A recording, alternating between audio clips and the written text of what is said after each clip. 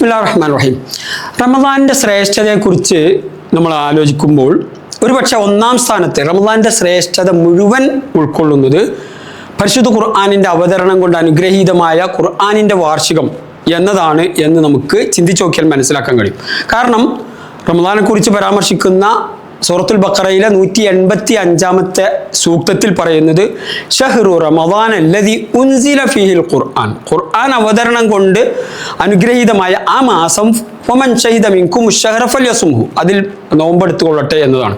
അപ്പോൾ ഖുർആനാണ് ലൈലത്തുൽ ഖദറിൻ്റെ റമദാനിൻ്റെ ഒക്കെ ശ്രേഷ്ഠതയുടെ യഥാർത്ഥത്തിൽ പിന്നിലുള്ള പ്രചോദനമായ അതിൻ്റെ കാര്യകാരണം എന്ന് നമുക്ക് ആലോചിച്ച് നോക്കാൻ മനസ്സിലാക്കാൻ കഴിയും. അപ്പോൾ ഈ ഖുർആനിനോട് നമുക്ക് ഏത് സമീപനമാണ് പരിശുദ്ധ റമദാനിൽ നാം ചെയ്യേണ്ടത്, അല്ലെങ്കിൽ ജീവിതത്തിൽ മൊത്തത്തിൽ നാം ഖുർആനോട് എന്ത് സമീപനം സ്വീകരിക്കണം എന്നുള്ളതിനെക്കുറിച്ച് ആലോചിക്കുമ്പോഴാണ് ഞാൻ പലപ്പോഴും ചോദിക്കാറുണ്ട്, ഖുർആൻ എന്ന വാക്കിൻ്റെ അർത്ഥം എന്താണ് എന്നുള്ളത് എൻ്റെ പല സംവദിക്കുന്ന ആളുകളോടും ചോദിക്കാറുണ്ട്.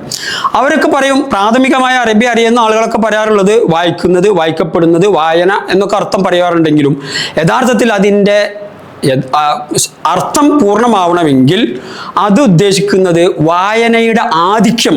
ആൻ എന്ന് അവസാനിക്കുന്നതൊക്കെ ഖുർആൻ, സഅലാൻ, ഫർഹാൻ, ഗദ്ബാൻ, കസ്ലാൻ എന്നതൊക്കെ എന്താണ്? ആധിക്യത്തെ. അതേ നാമമാണ് റമദാൻ എന്ന പേരിലുള്ളത്. അപ്പോൾ ഖുർആൻ എന്നത് വായനയുടെ ആധിക്യമാണ്. ആ മാസത്തിൽ ഏറ്റവും കൂടുതൽ ഒരുപക്ഷെ പ്രാധാന്യം നൽകേണ്ട ഒരു അനുഷ്ഠാനം, ആരാധന, കർമ്മം എന്താണെന്ന് ചോദിച്ചാൽ ഖുർആൻ പാരായണമാണ്. പ്രവാചകൻ സല്ലല്ലാഹു അലൈഹി വസല്ലമയുടെ അടുത്ത് ജിബ്രീൽ അലൈഹിസ്സലാം ഓരോ വർഷവും ഖുർആനിൽ വന്ന് അതുവരെ അവതരിപ്പിച്ചത് ഓതി കേൾപ്പിക്കുകയും അവസാന വർഷം അത് 2 തവണ ആവർത്തിക്കുകയും ചെയ്തു എന്ന് പറയുമ്പോൾ വായനയുടെ ആധിക്യം എന്ന് പറയപ്പെടുന്ന പരിശുദ്ധ ഖുർആനിൻ്റെ അവതരണ മാസമായ റമദാനിൽ ഒരു തവണയെങ്കിലും ഖുർആൻ, ഒരു ഖത്മെങ്കിലും പൂർത്തീകരിക്കാൻ നാം സമയം കണ്ടെത്തേണ്ടതുണ്ട്. അത് ആശയമറിഞ്ഞാണെങ്കിൽ അത്രത്തോളം നല്ലത്, അല്ലെങ്കിൽ പാരായണം കൊണ്ട് തന്നെ ഒരു ആരാധനയായിത്തീരുന്ന ഖുർആനിൻ്റെ നിർവചനത്തിൽ പറയുന്ന ഒരു പ്രയോഗമുണ്ട്. പണ്ഡിതന്മാർ പറയുന്ന കിതാബുല്ലാഹിൽ മുനസ്സൽ, അള്ളാഹുവിൽ നിന്ന് അവതരിപ്പിക്കപ്പെട്ട ഗ്രന്ഥം, അൽ മുതഅബ്ബദു ബി തിലാവത്തിഹി, അതിൻ്റെ പാരായണം തന്നെ ആരാധനയായി പരിഗണിക്കപ്പെടും.